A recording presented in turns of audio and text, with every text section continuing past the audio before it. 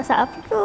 Korang mungkin terkejut yang masakan ni lagi sedap berbanding ayam masak kicap yang selalu kita buat tu. Jom hari ni kita masak ayam butter kicap yang super easy, bahan pun mudah dan simple sangat. Semua mula kita cairkan butter dan kita masukkan ayam dan ubi kentang. Yang ni kita masakkan sampai garing dan masak. Lepas tu kita boleh masukkan bawang holland, bawang putih, cili padi yang mana suka pedas. Masakkan sampai bawang tu layu. Untuk perasa kita masukkan sos tiram, sos cili, kicap lemak manis dan sedikit kicap pekat untuk naikkan warna.